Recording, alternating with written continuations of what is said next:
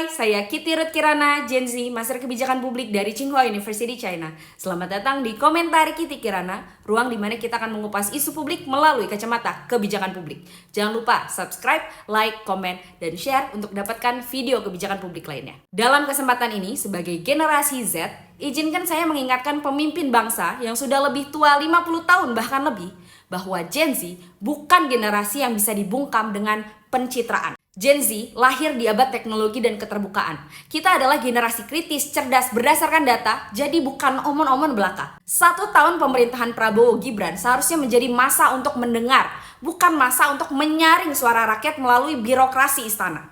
Pemimpin besar itu bukan yang paling banyak diproteksi, dijaga supaya aman dari kritik. Pemimpin besar adalah yang justru paling berani mendengar. Dalam laporan investigasi Tempo, sejumlah orang di sekitar Presiden Prabowo Subianto mengeluhkan hal yang sama. Mereka sulit berkomunikasi langsung dengan kepala negara. Akar masalahnya, sosok Letnan Kolonel Teddy Indrawijaya, sekretaris kabinet sekaligus orang kepercayaan presiden yang kini disebut-sebut menjadi penyaring utama seluruh komunikasi menuju presiden. Artinya, tidak semua laporan, ide, atau kritik dari menteri dan staf bisa langsung sampai ke Prabowo. Ada lapisan politik di balik saringan administratif. Dan yang paling berbahaya, saringan ini menentukan apa yang boleh diketahui presiden dan apa yang tidak boleh. Beberapa pejabat mengaku harus mengantri restu untuk bisa bertemu presiden. Sementara, laporan-laporan kritis atau ide pembaharuan sering terhenti di meja staf Seskap dan istana. Ini bukan sekedar masalah teknis, ini adalah bottleneck komunikasi kekuasaan. Tanda awal pemerintahan yang terisolasi dari realitas. Bahkan muncul 2 kubu di dalam istana. Kubu teknokrat yang ingin jalur komunikasi presiden lebih terbuka, dan kubu protektif yang merasa presiden harus dijaga dari kegaduhan publik. Ketika akses ke presiden dikontrol terlalu ketat, kebijakan negara akhirnya lebih banyak lahir dari orang terdekat daripada data sesungguhnya. Kita masih ingat tragedi demo ojol di Pejompongan, 28 Agustus 2025. Pengemudi ojek online tewas terlindas kendaraan taktis Brimob saat aksi berlangsung. Video dan laporan lapangan viral hanya dalam hitungan jam. Rakyat tahu, publik tahu, media tahu, kegentingan terasa sangat menyengat. Tapi kegentingan itu baru esok hari ditanggapi istana. Itu pun bukan lewat presiden, melainkan pernyataan staf humas. Pertanyaannya, apakah presiden tidak diberitahu tepat waktu? Ataukah informasi itu memang disaring dan ditahan oleh lingkar dalamnya sendiri? Ketika nyawa rakyat sudah hilang dan negara baru merespon setelah lewat 12 jam, itu bukan hanya soal empati, tapi kegagalan sistem komunikasi negara. Dan ini bukan kasus tunggal. Beberapa isu publik besar mulai dari kenaikan harga gas melon 3 kilo, PPN 12%, hingga keracunan MBG, makan bergizi gratis, baru ditanggapi berhari-hari kemudian setelah viral dan dikritik netizen. Seolah negara menunggu amarah publik dulu, baru berani bicara. Kita juga mencatat fenomena policy flip-flop atau maju mundur kebijakan. Beberapa contohnya, kenaikan PPN 12% diumumkan Kementerian Keuangan lalu diklarifikasi, lalu direvisi, tanpa komunikasi lintas kementerian yang jelas. Distribusi gas melon 3 kilo sempat ditunda karena benturan antara Kementerian ESDM dan Kementerian Sosial. Pidato-pidato Presiden Prabowo juga tidak lepas dari narasi kebanggaannya. Orang yang kalah 5 kali tapi bisa bangkit, atau menunjuk antek asing ingin merusak Indonesia, sementara membiarkan menteri tidak kompeten dan bagi-bagi jabatan komisaris untuk tim Hore. Tidak pernah Prabowo revisi secara terbuka pada rakyat yang menggaji semua pejabat itu.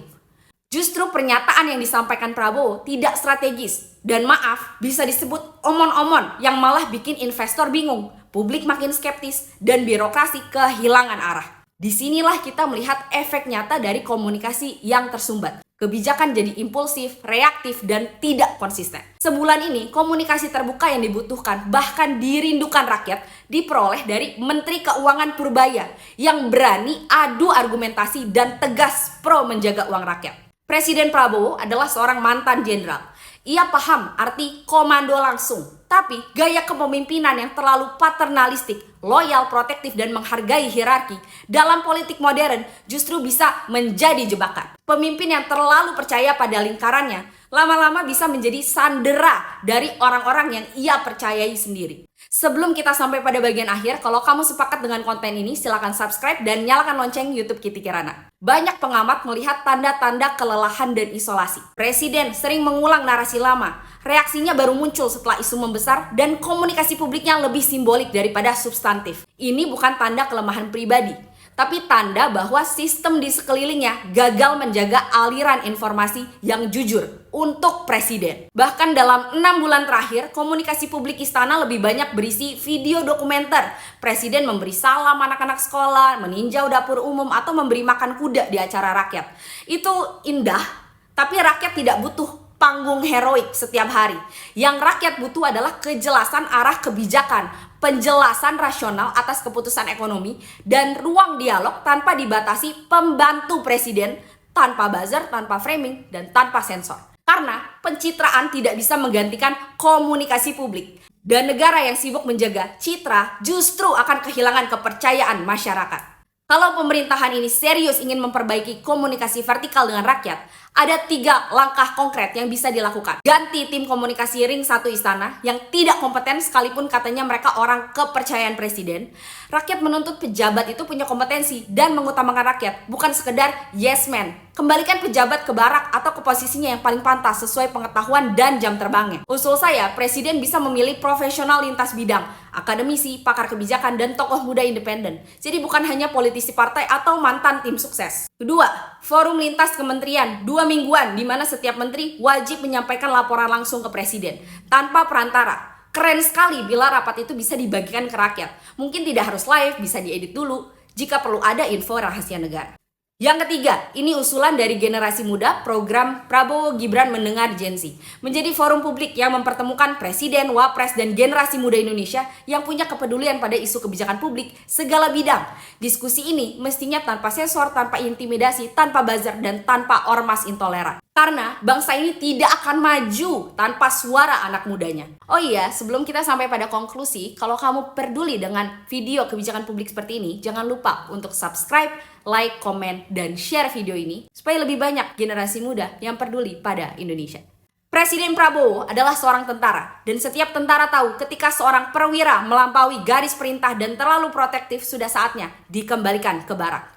Kembalikan jalur komunikasi presiden kepada rakyat. Karena pemimpin yang tidak mau mendengar rakyat akhirnya hanya bicara pada bayangannya sendiri. Dan bangsa ini tidak butuh pemimpin yang jaga jarak dari rakyatnya. Rakyat butuh pemimpin yang berani melihat kondisi rakyatnya dan memberikan solusi.